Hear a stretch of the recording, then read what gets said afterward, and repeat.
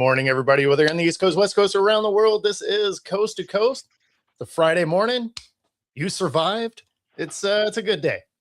Yeah, hey, listen, unfortunately, you guys are stuck with me forever. I got a clean bill of health. You know, I'm not going anywhere, unfortunately, for you guys. Yeah, you know what? It's good to, you know what? Listen, we talk about, health, men's health a lot, not a lot, but enough on this show. And I will tell you, I waited a long time. I waited much longer than I was supposed to. They recommend at 45, and they even suggest at 40 years old you go in and get checked, get this colonoscopy done. I happen to be very lucky that I had a very, very, very clean colon in the grand scheme of things. But colon cancer is no joke. Listen, Yeah. go get it checked out. It is easily beaten if found early. Yeah. So, absolutely, like I said, it sucked the night before, the day before, the whole prep. It's not fun. You can't eat. You gotta drink this weirdo stuff. You take these pills, Yeah. and you are not far from a toilet, and you need to be close to the toilet because you could have a slip. You know what I mean? But definitely, make sure that you get these done. Don't be like me and wait, because you never know. You never know. Like I said, I was lucky. I had literally one very small polyp that was taken out. Then the doctor's like, yeah, you're going to be just fine. There's no chance that he believes that that's any bit cancerous at all. The person in front of me, I have no idea who they were. They did not have it as lucky as I did. So go get screened, go get it done. Like I said, it's better to know and deal with a little bit of heartache or a little bit of, disgusting or frustration or just miserableness to know about your health. Yeah. No, sadly, that's on the docket for me next year. So, yay! Lucky you. I will tell you that I will tell you this that I was told that I was going to be like incapacitated the next day. Yesterday, once I got out of, woke up and I got something in my stomach. Um, like your body starts to work again pretty quickly. So the first thing you eat comes right out again, and so does like the second thing you eat go right out again. But So I was fine. You didn't go get I hot like wings or anything. no hot wings. And they told me not to drink, and I didn't. You know what I mean? I was good yesterday, but I had actually probably a lot more energy than I'm used to having. Just like it's maybe some of the stuff that's actually in that area does take away some of the energy. No, that makes sense. And Joe, get it done, man. Get it done. I tell you, I'll be honest with you, Joe. I was the same way. I was very afraid to do it, and you're afraid to do it for the wrong reasons. Like we just have a fear. Like, hey, listen, like the first fear is I don't want anything going in the wrong direction. Right. That's the first real fear that you have as a man. And then the second thing is that they're going to find something.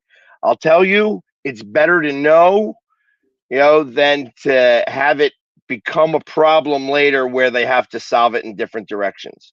I will tell you that you're over 60 years old. You are probably okay. Go find out for certain. Yeah. You know what I mean? It's like I said, if you haven't had any problems now, it's likely you're not going to have any problems. So just go get it worked out. You know what I mean? And be done with it. Because you're only going to go once. If you're above 60, you're only going to go once. I mean, unless they find something, right? And then it is. Well, yeah, but at that point, it becomes a whole different scenario, and then you're going to be happy that you went. Exactly. Because, Joe, and the world is a much more colorful place with you in it. That's right. Bookies rejoice every time you log in. Exactly. I've known a few people that have had it. It does run. I found out yesterday, like last night, that it does run in some of my family.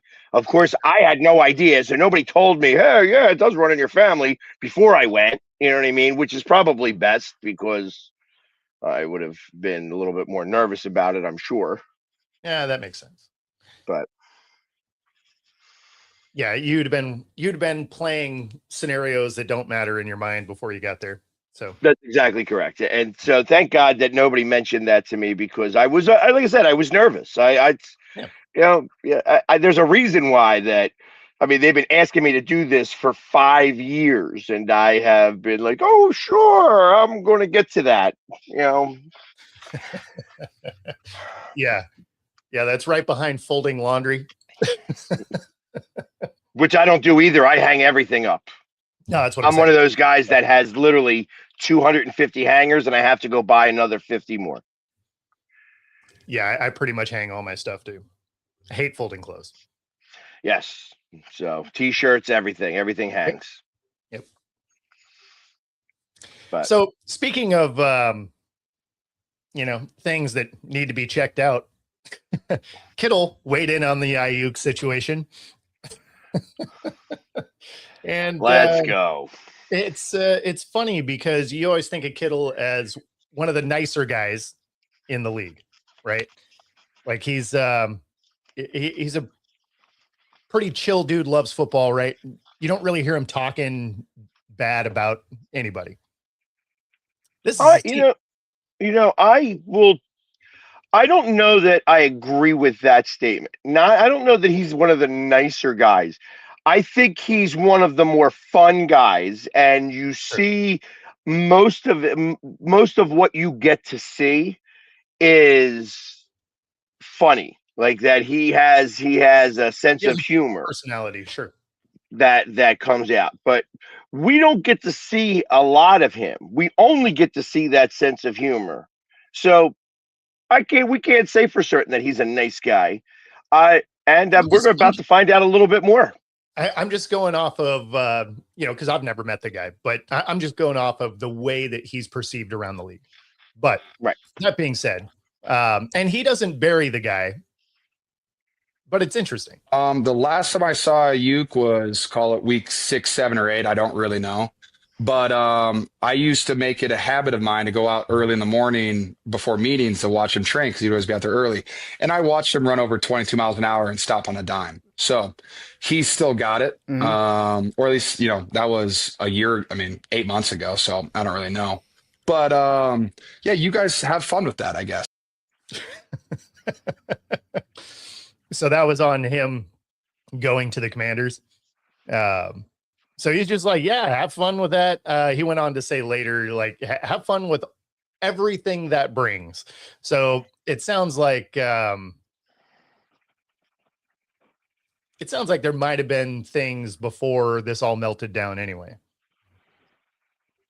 I have a feeling that this is going to start to come to a head. Like, so ultimately, he's going to show up. I mean, if he wants to ever make money again, he has to. Or if he ever wants to get off a team, he has to. Yeah. So, and it's that day is going to be interesting. Yes. Because ultimately, listen, I know you. Unfortunately, he's one of those guys you can't tell anything to. Yes. He is master of all he surveys, and he surveys everything. You know what I mean? So that's how Ayuk is going to play this. But eventually, if he said, when he made that joke about Jaden Daniels with his mother, Yeah. I think that it was a little telling there. The person who's going to get to him is his mom. I'd be willing to bet that she has been very. I don't even listen. I'm not sure about his family situation at all, but I thought that statement said something about him rather than Jaden Daniels. Okay. And I feel that if there's anybody who's going to be able to get him out of his own way, it could be the person that birthed him. Now, Maybe. again, I don't know his family situation. I don't know that there is a, if she's around, like she may have, there's so many different scenarios, and I don't want to speculate on any of them. Yeah. But I just felt that statement, when you break it down in a different way, when you look beyond the bravado, Yeah. that may have been a call, like, hey, listen, it's like, if it, you better go run to your mom. Like, I need to go run to my mom. Like mom, where you at? Like, I felt like that may have had a little bit of that in there. Especially because he went then he drank some wine right from from a pint glass. You know what I mean? Well, It was. we might as well show the people that weren't watching when we covered this. So here's that clip, just so you know what we're talking about. Fi gonna text me talking about something. You on my team now. You follow my rules. Boy, I'm a grown ass man, boy. You gonna have to start running behind your mama, and I might believe what you talking about. But until then,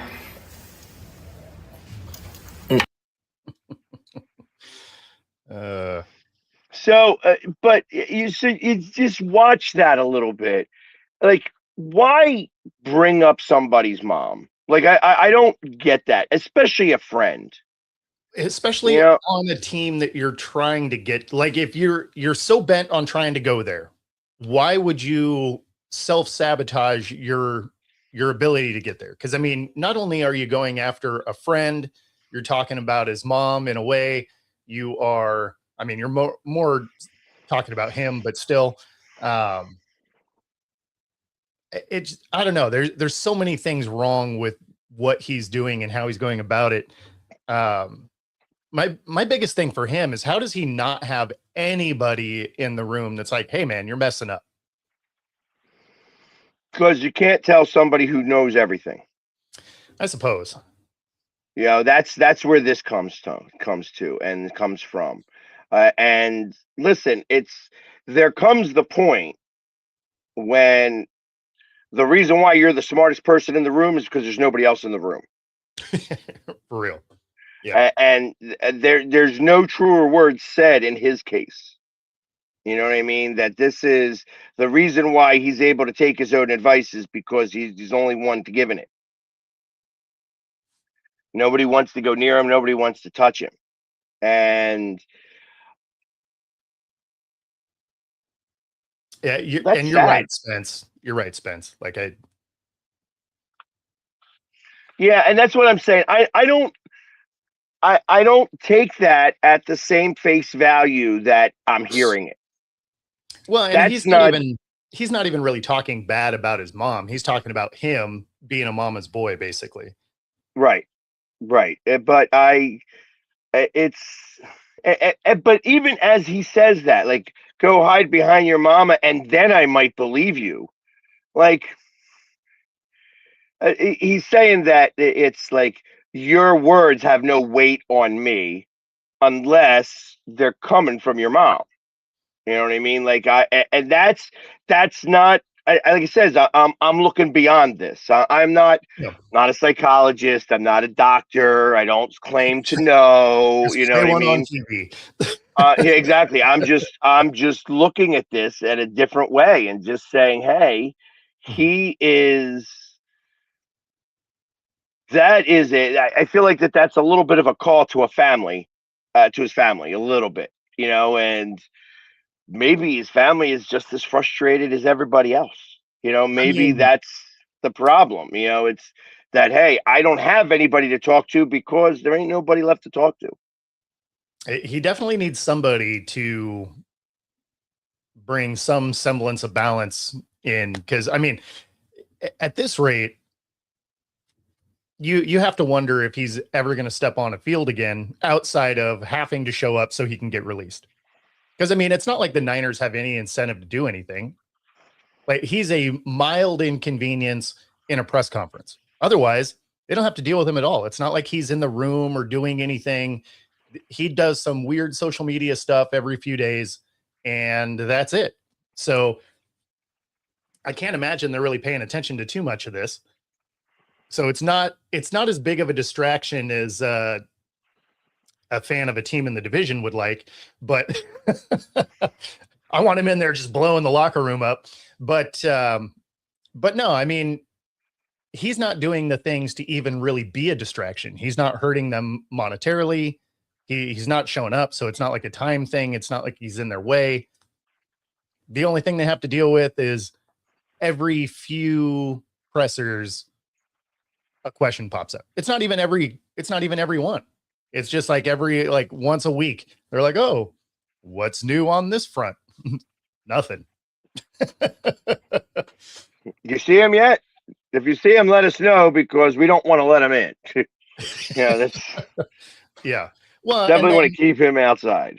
Then you had him a few weeks ago where he was talking about, John Lynch came to his house and he's like, don't answer the door. Dude's a weirdo. And you're just like, he's your boss, man. Like he's trying to figure out how to get you in the room or something. Like you're not showing up. So he has to come to you. Like none of this is weird to me. Yeah. I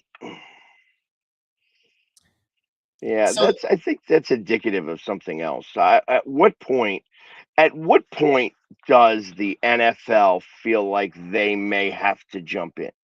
When does somebody, a doctor on the NFL side, say, listen, let's take all of this collective together and say that there is a problem. There's a mental health issue that he is dealing with right here. And ultimately, because not for nothing, I mean, I understand that he is, you have to take responsibility of all of your actions. For sure. And he absolutely has to do that. Like this is his own fault. But at what point does somebody have to go in there on any level to clear the NFL?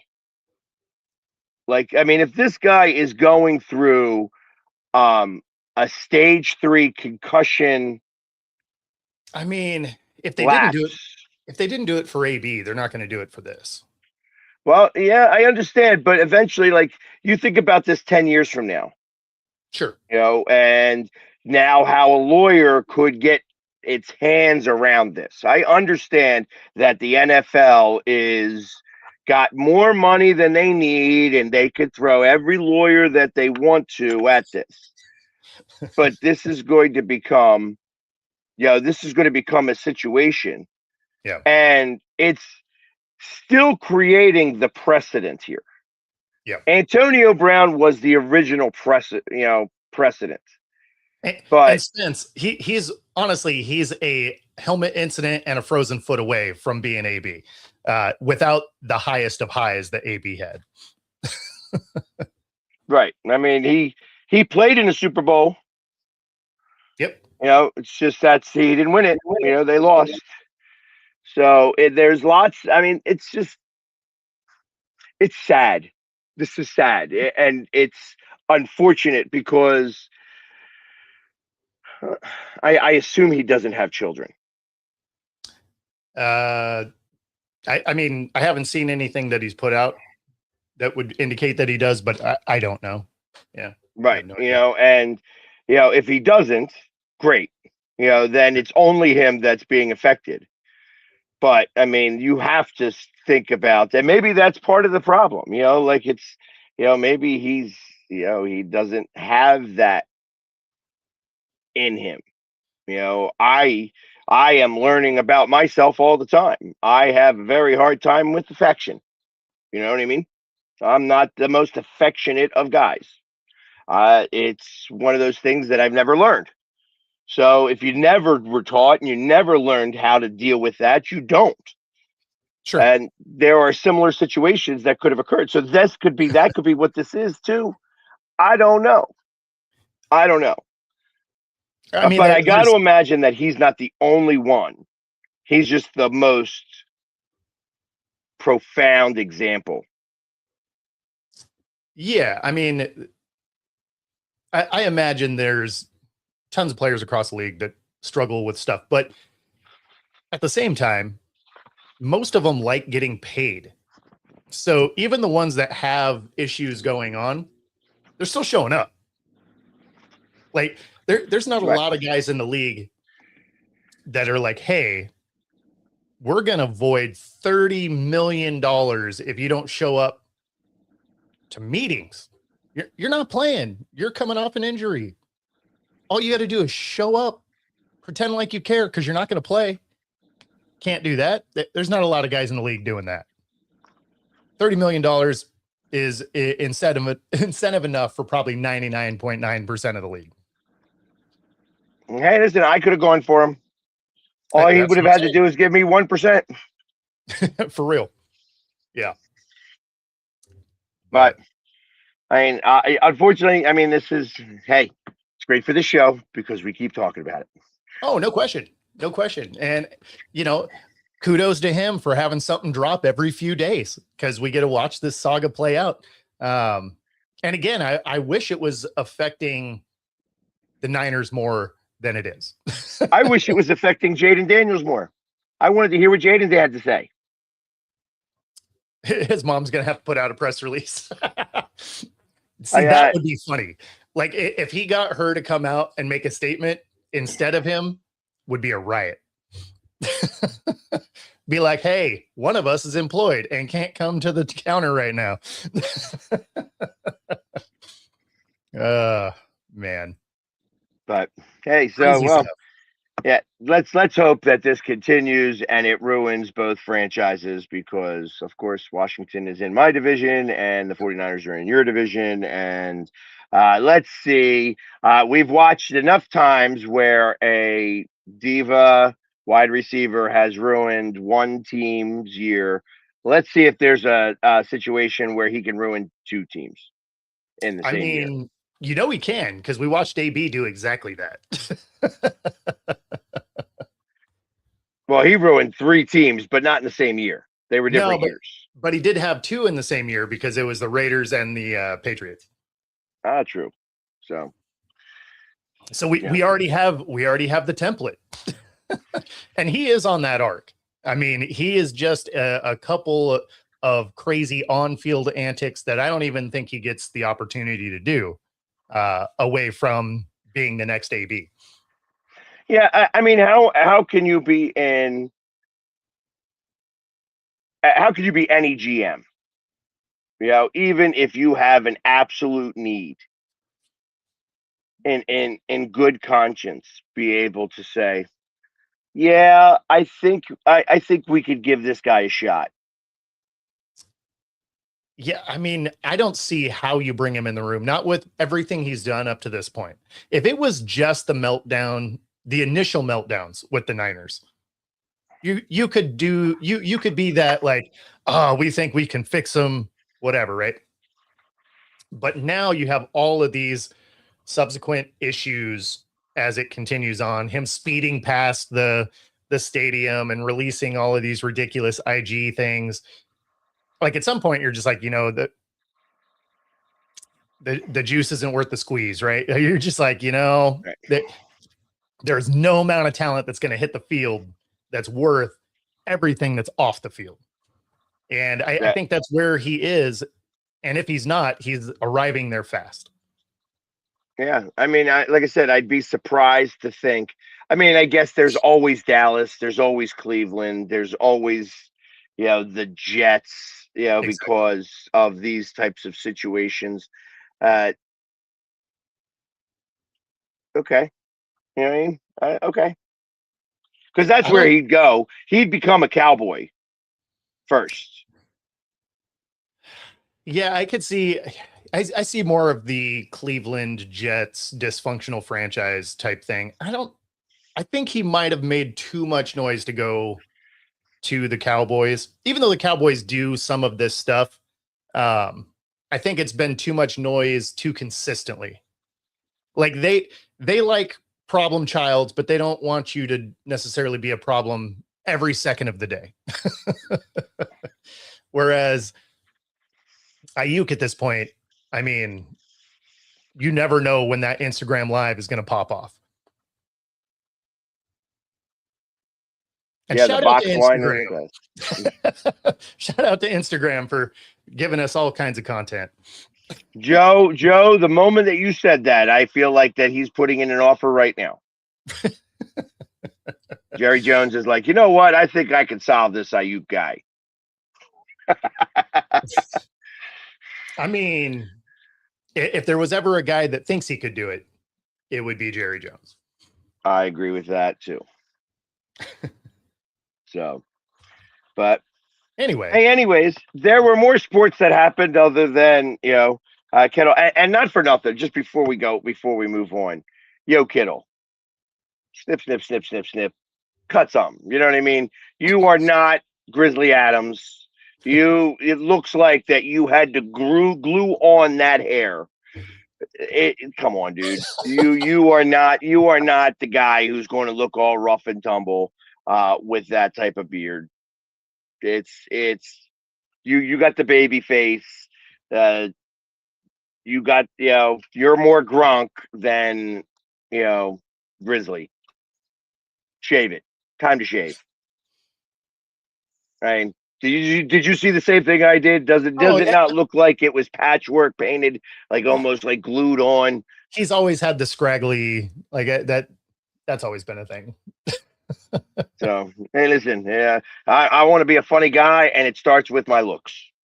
No, I mean, and you see that all through sports, though. You'll see guys that have the beard, and it's just like little patches, like it's not actually filled in. I mean, sometimes you just have to be like, hey, you know what? Can't grow this thing. Hey, I get it. I understand. If I try to grow a full beard, there's pieces right here that are missing. Like it's just clean skin almost. I have to brush hair to make it like it's like almost doing a comb over for the beard. Nice. But there were other sports that were going on yesterday. There were. In fact, the World Cup is still going on, despite the fact that all the host countries are gone. And that brings up an interesting point after we talk about the game here. Morocco falls. France wins 2-0. And honestly, it could have been worse. Morocco's goalkeeper actually did a pretty great job because this could have been 5 or 6-0. Yes. It literally was 8. France had, 25 shots, 8 actually on goal. Yeah. And he saved 6 of them. Really almost saved that 7th one too. Like it's like he got his hand on it and it wasn't enough. So Morocco's goalie did play a lot. I was surprised at how flat Morocco came out. It was surprising. I thought they would have a lot more in the tank. And if you watch that yesterday's game and then go back and take a look at what happened 4 years ago, it's almost cookie cutter. I mean, the goals were scored differently. Obviously, the first goal was scored in the first 5 minutes, so Morocco played a little bit on their heels. But Morocco played on their heels all game long. Yeah. They played very, very defensive the entire game, hoping that they were going to get more opportunities. And they only wound up, they had 5 shots. 1 shot actually made it on net. And that was an easy save for the goaltender. So there really wasn't any, threat from them. No, I mean, they looked like they were playing at a different speed. Like they just looked slow by comparison.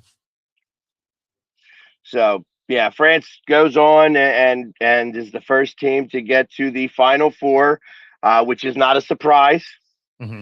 They are going to await the winner of the game today, which I believe is Spain and Belgium. Yes. Yep. And so it's going to be France and Spain. And then, and then we're going to see So I mean, I'm assuming that we are going to talk about it right now. That's what you are going to talk about. The words coming from the president of FIFA about the Argentina Egypt game. Oh, I wasn't hitting that, but yes, go. Well, he came out and they said that so listen, when you are the president of FIFA and you are in the middle of a tournament, you have to be very, very, very measured with your words. Yeah. So his words, as tough as it came out and it sounded, the truth of the matter is that he said nothing. You know, it just that's it. That's all of those words came out and was like, yep, baba baba baba baba baba baba. We're not doing anything, but it's going to look like we're doing something. You know, and they reviewed, or at least it's, you know, I think that this really was him. It did not look like AI, and there were some real places that were reporting this, that they are going to consider not using this referee crew again in the World Cup. Yeah. And that there were many inconsistencies that, like, he called it out by number. Like, there were 13 fouls by Argentina. Not one of them got a yellow card. Where not only did Egypt receive yellow cards, but one of their coaches was issued a red card and told to leave the field. And that the inconsistencies completely favored Argentina. And that because of that, that FIFA is considering not using this referee crew again in any type of cup situation. Understandable. Which makes a lot of sense. So there's a lot that he has to do with that. Now, I mean, you have to go and read between lines. And then he went ahead and said, listen, he's like, Egypt, this does not change the game. We're not going to replay the game. We're not going to do any of that type of stuff. You guys still lost. However, you know, you should be very proud as a nation because this is the reigning champion and they do have a great team. And, you know, it may have been poorly officiated for your side. And we can't do anything about that. But be happy that you guys got where you guys did and you know, played as well. It was his way of saying sorry. Yeah. It's sorry. You know, like that was his best I'm sorry to a country. And I thought he did a good job with that. You know what I mean? Like, listen, it's like this isn't easy. And this is Roger Goodell in real time. You know what I mean? Like, so we're used to seeing Roger Goodell have to deal with stuff behind closed doors and very like, okay, we're going to put you in a green room and you're going to now speak like you're speaking to a whole press conference, and we're going to have very handpicked people in there to ask you very measured questions because this is how we protect our commissioner. He doesn't get to do that here. You know, he has to answer and respond to this right now. And I think he did a good job with that. Like he says, he had to be very measured. He could not say we are not using them anymore and they are banned from that, because that goes against the rules for the referees, and the referees are actually a cohesive group and would, you know, possibly create more situations that they'd have to deal with. So they were very particular to just say, listen, we're not going to embarrass the referee crew.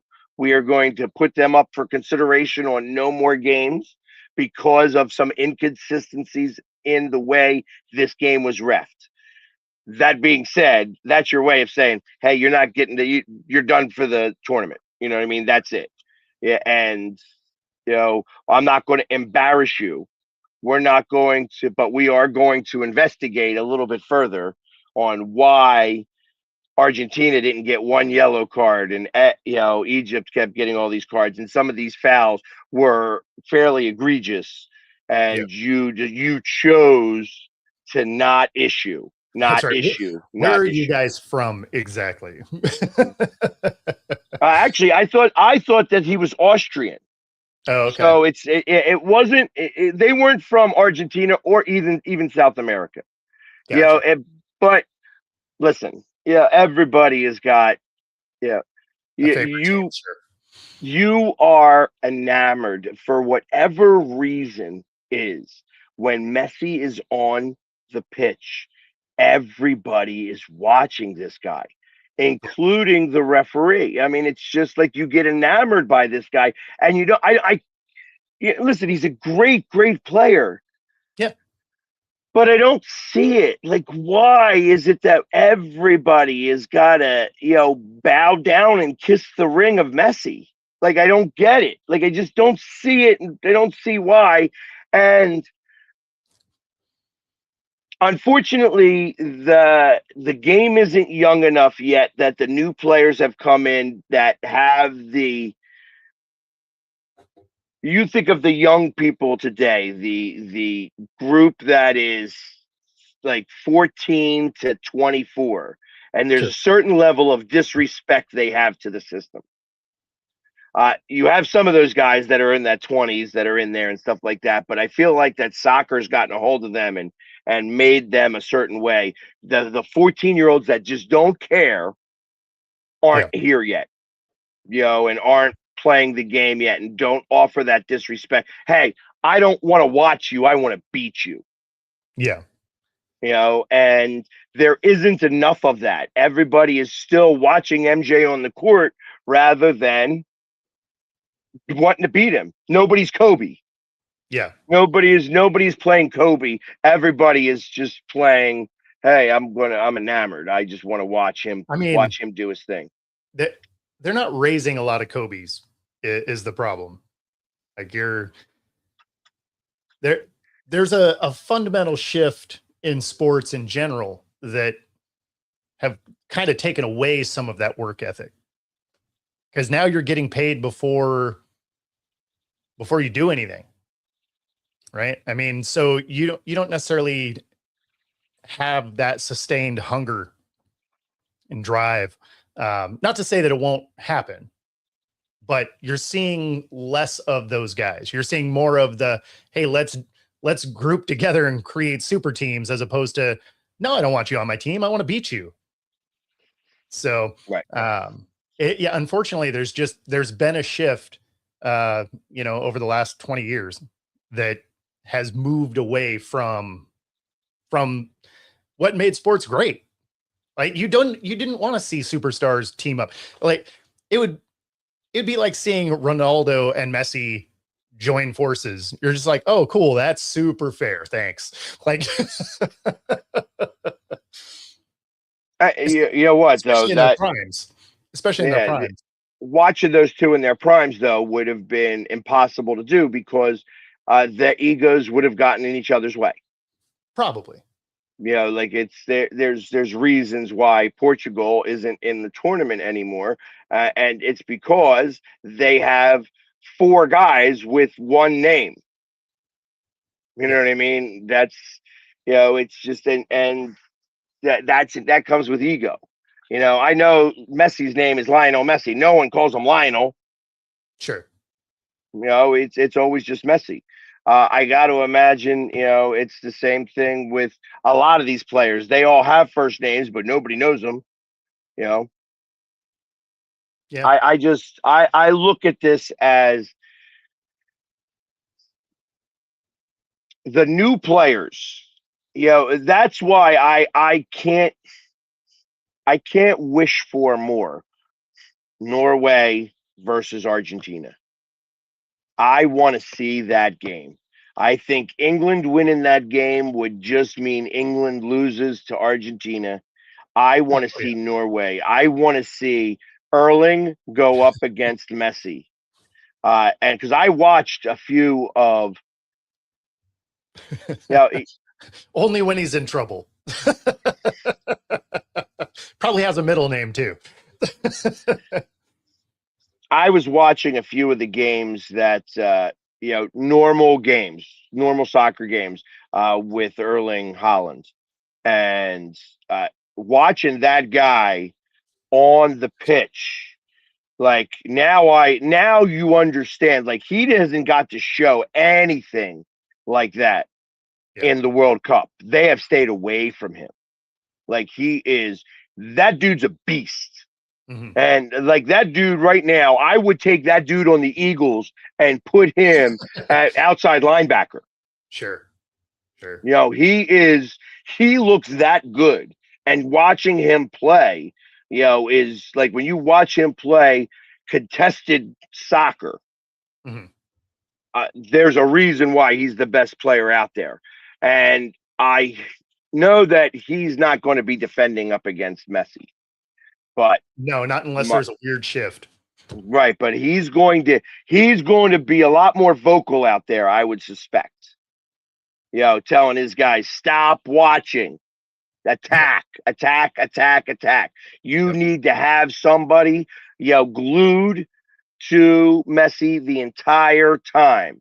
Yep. The entire time. Don't give him any space to work. Or he'll get you. Right. Because he is that good of a player. And he's got the vision that he's able to see. He's able to see 2 chess moves ahead, and that's not easy to do in soccer. And it's funny because ultimately they play. Them and France play a very similar situation where this is all from Jackson. Like Jackson, they're playing the triangle. The triangle formation. That's what they are doing between 3 players.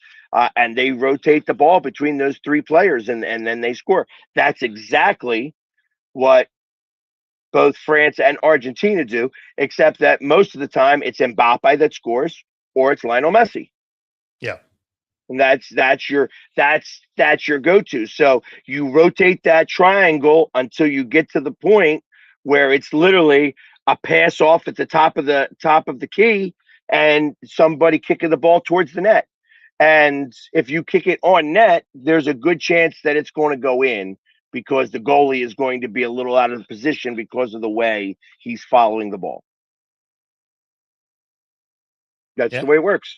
I'm not trying to reinvent the soccer wheel here, but that's what's going on. This is how they're playing, and you watch it and you can see it happen. And that's what makes France so good, and that's what makes Argentina so good, because they have a guy who can finish. Yeah. You have the guys who put the puck in the net. That's it. That's the thing, right? Like he finds those little gaps that he can exploit. Right. And you go left or right. Listen, all you got to do, aim for the posts, because that goal is monstrously big. Yep. Yeah, the guy looks small. Especially if you go for the upper corners. Like I don't care how athletic you are, you just ain't that big. Well, you break a plate, any plate, in any of the 4 corners, and there's a good chance that it's going in. Yeah. So, yeah, I mean, if you're in the middle, like, I don't care how athletic you are, you're not covering that corner. You're just not big enough and you can't jump high enough. Like, it's just there's a gap there every time. Now, can you get the ball there in real time? Well, that's harder to do. But if you can, there's a point on the board. Exactly. So, but either way, so France is moving on. We find out about Spain and Belgium today.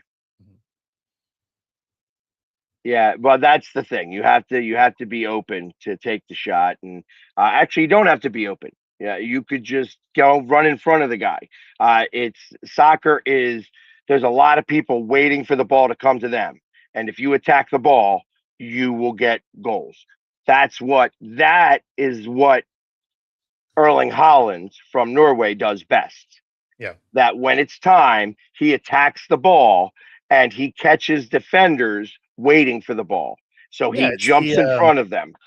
It's the old Gretzky mentality. I'm not going where the puck is. I'm going where it's going to be. Right. So, yeah. And Gretzky was actually better at putting it where it was going to be for the person, where the guy was going to be. Yeah. He knew where, but there's a whole different situation that came with that. You know, when it's 4-on-4 hockey, Gretzky would have been amazing if it was just 3-on-3 hockey. Imagine all of the points he would have scored that way. He was just amazing on the power play. And when you were a 4-on-4, there was too much ice to cover to catch Gretzky. Yeah, and of course, the way you say that makes it sound like he didn't score all the points anyway. Yeah, if he didn't score it, he was assisting it. Exactly. That's what I mean. So yeah, no, it's crazy. 94 goals in any season that only plays 82 games is too many goals. It's a lot. Yeah. It'll never be broken. No. I mean, and then you add all of his assists in there, and I mean, it's right, crazy amounts of points. Speaking of hockey, well, I was going to say, I think I read once that if you took all his goals away, he would still be the point leader. A point leader. Yeah. Yes, absolutely. Which is insane when you think about it. Well, like I said, if you took away, if they played with the rules that they do now, he would not have had anywhere near. There's a piece of me that believes that they almost should take that rule back out again and play 4-on-4 hockey. You would maybe start to get some of that excitement back. Once they took fighting away, you have to deal all with finesse. And the problem with finesse is that 5-on-5 hockey is too many people on the ice to do a lot of finesse. You get every once in a while, you get a guy who knows how to handle the puck and be able to go down and do a dipsy-do and score a goal. Otherwise, you have to wait to a power play to be able to get some open space to be able to kind of make your way to be able to do that. If you had 4-on-4 hockey, if you go back and you do back to the incidental minors, you could create a situation similar to what Gretzky played with, because that was what would happen. They would do unsportsmanlike conduct and roughing penalties. That's one would get the roughing, one would get an unsportsmanlike conduct. Both guys off. Now 4-on-4 hockey for 2 minutes. And there would be times when Gretzky could score 2 goals in that 2 minutes time. So I wish that if in my world, if you made it Olympic ice rather than NHL ice, that would make a difference. But until that happens, 4-on-4 hockey is actually something worthwhile to reconsider again, changing that rule. I mean, unless you're a Kraken fan, then you don't really want to see them have a bunch of power plays. No, it's not power plays. It's even strength. Yeah, true. With open ice. So it's a different scenario. And listen, you guys have a bigger problem on your hands now because the Flyers played this game and Anaheim matched, which was expected. You're not going to let Carlson go even at that number. $18 million was very thing. There were a couple of things that the Flyers could have done that would have made it even more uncomfortable for them. For Anaheim, the problem is that the Flyers did not want Leo Carlson. Hey, listen, would it have been great to have him? Yes. Would it have, he been the most expensive player in the league at 21 years old, and he hasn't performed in that regards yet? No. They are not ready for that type of player yet, and ultimately, this was a long play game. I understand that. Yeah. However, I was listening to a buddy of mine talk about how, hey, the Flyers should be lauded because they created a situation that Anaheim became uncomfortable because of this number. And the truth of the matter is that they were uncomfortable, but not uncomfortable enough to say, okay, we gotta let this guy go. $18 million. Like, had they gone $21 million, had they said, hey, listen, all of the bonuses are going to come after the trade deadline. That had been a big one, a real big one that would have caused some issues. None of that occurred because the Flyers didn't want to get hamstrung with it either. You know, they could have gone to 20.7 million instead of the 18.3 million, you know, a year. You know what I mean? So it was like there was a lot of ways that they could have done this. Either way, you have a situation that Anaheim is going to be the team that's up and coming. You're going to see them take the place of Vegas in that division. Yeah. And that's going to be the team you're going to need to beat. It's not going to be Edmonton. I don't know how strong their goalie is, and it makes me think that their goalie was probably the reason why they lost the playoffs. So if they strengthen that position, they really could be the next team representing the West, because they have the youth, they've got the goal scorers. As much as I don't like this Cutter Gauthier because he didn't want to play for the Flyers, he did score like 46 goals. And I'll tell you, it's been a long time since I've seen any Flyer score 46 goals. I'm having a hard time having a Flyer score 36 goals. Yeah. I get really excited if they score 26 goals. That's what I was going to say. Like, I just want to see some of our guys get over 20. Like, I want to see us shoot enough to score. So, yeah, I mean, so although you say that about the guys that are at the front, I'm just trying to see us get into the playoffs. So I'm less worried about the ones that are fortifying the top of the division and more interested in seeing some development when it comes to our team so that we can even be in the conversation. Because before you can win it all, you at least have to punch your ticket to the dance, right? So I want to see us grow in that way. I have to imagine this year we'll see some of that based on some of the moves they've made. We did get a couple of shooters into the program. Obviously, signing McMahon back was huge. So, you know, those types of things, I think, have us trending in the right direction. Obviously, you got to see it come together on the ice. But am I worried about them being number one? Not this year. I just want to see them be competitive.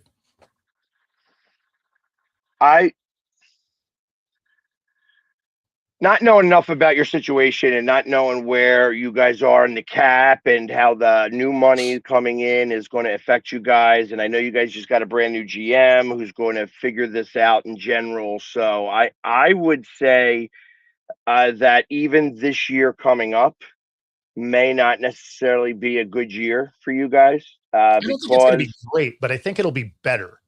And not necessarily in win total, but in watching some of the chemistry come through. Because we were able to play defense. Our goalies were good until they got hurt. We didn't have anybody that would just uncork a shot until McMahon got there after the trade deadline. And by then it was way too little too late. But so I'm not looking for moral victories, right? But I'm looking for growth in areas where we had very real deficiencies. And so I'm looking for those types of things. Do I think it ends up with a better win total? Maybe not. But if you get there in a better way, it at least shows that you're moving in the right direction. I hear what you're saying. It's just not as simple as that, I think. I feel that agreed. You guys almost want to get back in the lottery again. And you guys want to be able to grab some assets like at the trade deadline. I think of you guys right now as sellers at the trade deadline, to be able to get assets, to be able to kind of start to do what Anaheim is doing now, that they got it coming to fruition now, but you need 3 years of that. So that your GM is going to need some time of that, and it's not easy to get assets and be in the playoffs.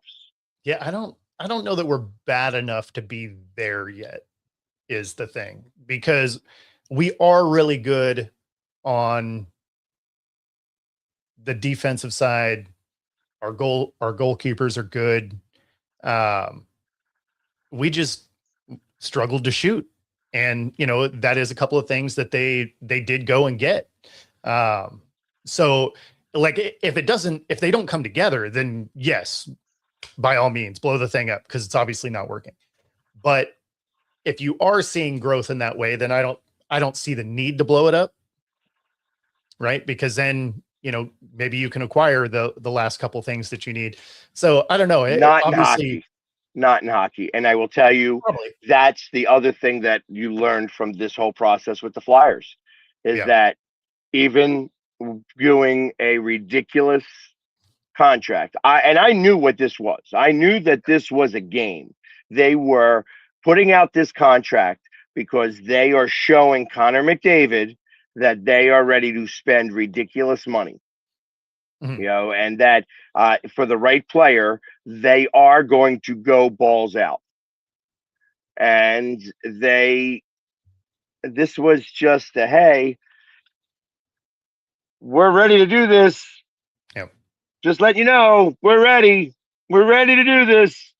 Call our bluff. Good, call our bluff. Call it. Do it. And you knew that they were going to. I mean, this was all very, very measured. I am okay with the gamesmanship. Mm-hmm. I don't like the fact that we lost it. Like, hey, listen, I would have rather had the player. Do it and get the player. You know what I mean? Don't play games. We're going to wait for 2 more years.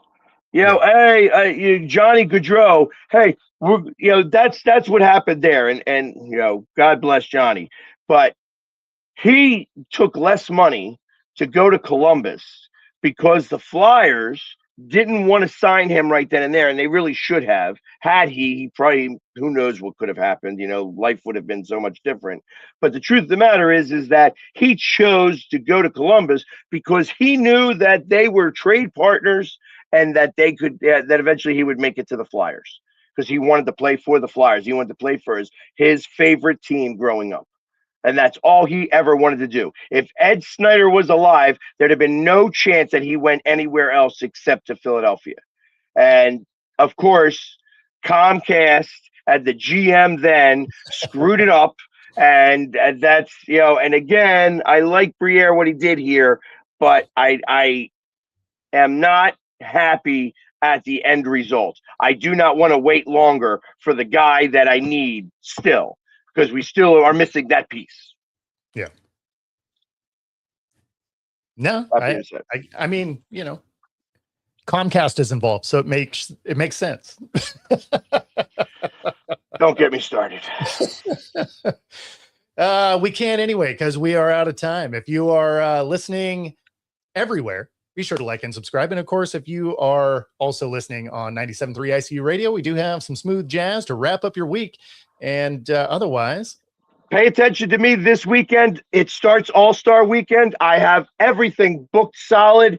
We're going to be starting tonight. We're going to Mitchell and Ness. We've got concerts to go to. We're going to be doing things on the red carpet.